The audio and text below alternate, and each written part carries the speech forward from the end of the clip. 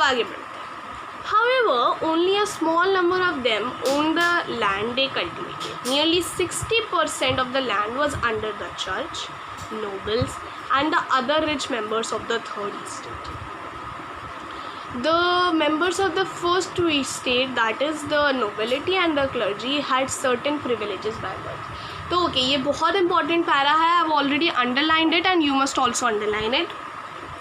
अब इन्होंने क्या बताया, मैंने आपको एक चीज़ समझाई थी कि टैक्स का लोड किस तरीके से पूरा का पूरा पीजेंट्स पे पड़ता था.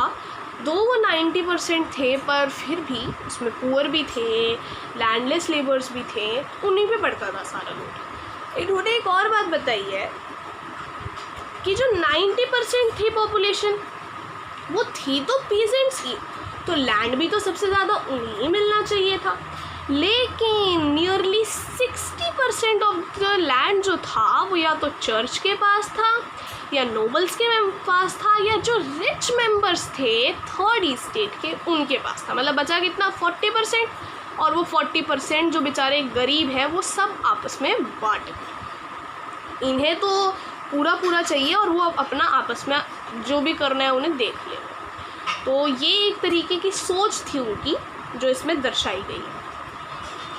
The most essential of these was exemption from paying taxes to the state. मैंने बताया था privileges by birth मिलती थी कि अगर आप फर्स्ट estate के हैं या आप सेकंड estate के हैं तो आपको टैक्स नहीं देना. ये क्या हुई, ये privilege by birth हुई. मतलब आप उस शाही घराने में पैदा हुए हैं इसलिए आपको नहीं देना. आपकी कोई मेरिट है, मतलब मेरिट इन द सेंस कि आपकी कोई ऐसी क्वालिफिकेशन है जिसने कंट्री को या फ्रांस को इतना प्राउड फील कराया है, उसके एक तरीके से कहते हैं ना सम्मान में आप नहीं दे रहे, वो नहीं है बात. बात ये है कि आप उस घराने में, उस स्टेट में पैदा हुए हैं इसलिए आपको नहीं देना. The most essential of these was exemption from paying taxes to the state. जो मैंने आपको बात बताई थी कि उनकी जो मोस्ट या आप कह सकते हो और भी प्रिविलेजेस मिलती थी, पर जो सबसे हायर प्रिविलेज जो आप कह सकते हैं कि जिसका सबसे ज़्यादा नुकसान पड़ता था थर्ड इस्टेट को, वो ये थी कि उन्हें टैक्स नहीं देना होता था. टैक्स सारा थर्ड इस्टेट को देना है. The nobles again enjoyed feudal privileges. अब उन्हें फ्यूडल प्रिविलेजेस भी मिल रही हैं. These included feudal dues which they extracted from the peasants. Peasant used to give their service to the lord, that is they worked in his fields and house.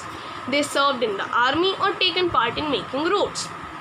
देखिए, clergy और nobles की यहाँ दो privileges बताई गई हैं. हमने पहली प्रिविलेज पढ़ी कि जो प्रिविलेज बाय बर्थ उन्हें मिल रही है कि टैक्सेस नहीं देनी, और हमने दूसरी प्रिविलेज पढ़ी जो सिर्फ नोबल्स को मिल रही है यहाँ पे कि उन्हें फ्यूडल ड्यूज़ की भी प्रिविलेजेस मिल रही हैं. उन्हें फ्यूडल ड्यूज़ खुद नहीं देने हैं बल्कि थर्ड इस्टेट से निकलवाने हैं. यहाँ लिखा हुआ है ना कि they included feudal dues which they extracted, मतलब निकलवाने हैं फ्रॉम द पीजेंट्स. उन्हें पीजेंट्स को इन द सेंस सर्विस देके.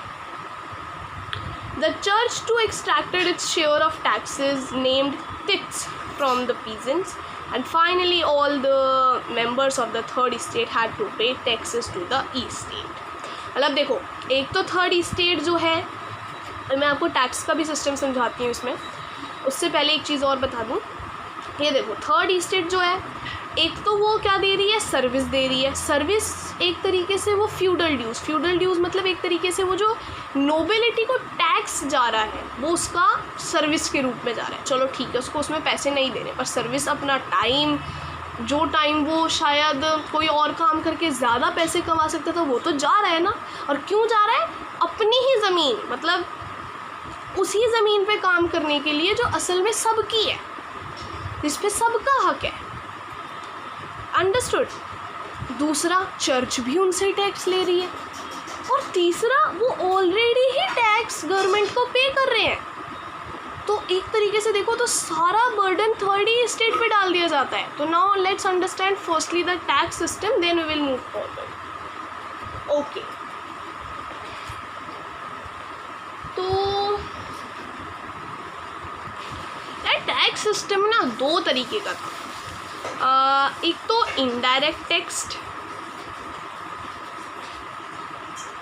और एक डायरेक्ट टैक्स।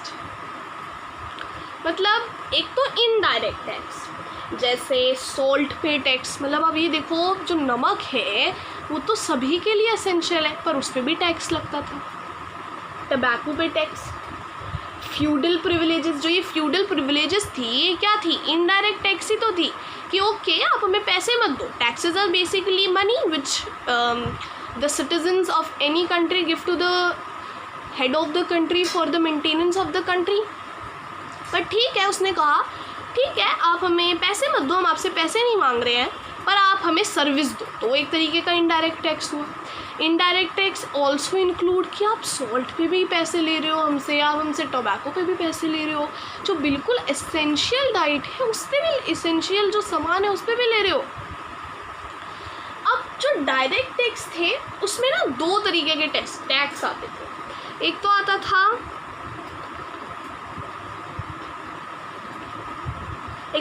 टेथ और एक आता था टेल।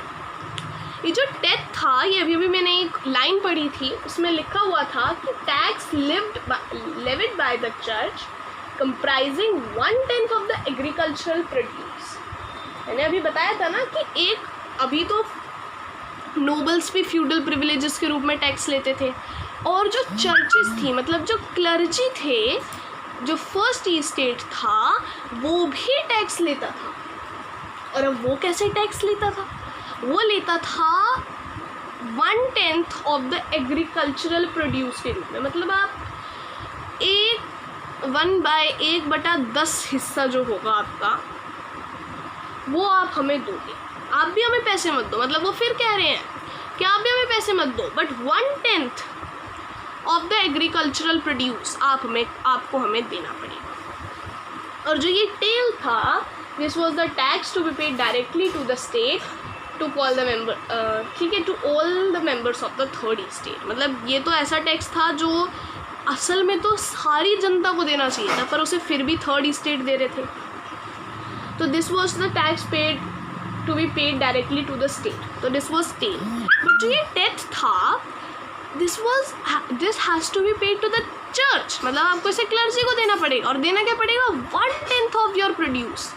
एक तो आप उस प्रोड्यूस के चक्कर में सर्विस दे रहे हो, फ्यूडल प्रिविलेजेस या फ्यूडल ड्यूज कह सकते हो आप उन्हें, right.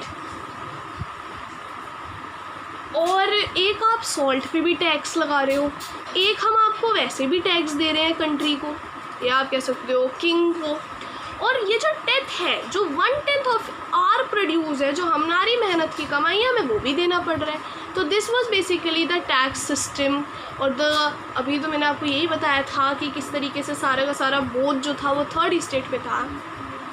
But with this was the different types of taxes which has to be paid by the third state to church, to मतलब जो क्लर्जी है फर्स्ट स्टेट को भी देना है, सेकेंड स्टेट को भी देना है, और थर्ड स्टेट को भी देना है। सिर्फ इसलिए क्योंकि आप थर्ड स्टेट में पैदा हुए हैं। अगर आप थर्ड स्टेट में पैदा नहीं हुए होते तो आपको नहीं देना पड़ता, आपको बर्थ प्रिविलेजेस मिलती। लास्ट यही हो गया, the church to extracted is share of taxes name tithes from the peasants, and finally all the members of the third state had to pay the taxes to the east state. These included a direct tax named tail, the numerous indirect taxes which were levied on items of consumption such as tobacco or salt. The burden of financing activities of the state through taxes was carried by the third estate only. तो ये हमने पढ़ लिया है कि जो सारा burden था, ऐसा लग रहा था कि किंग नहीं चला रहा कंट्री को, कंट्री को तो ये लोग चला रहे हैं क्योंकि हर चीज़ का पैसा दे रहे हैं ये लोग, हर चीज़ पे पैसा दे रहे हैं. और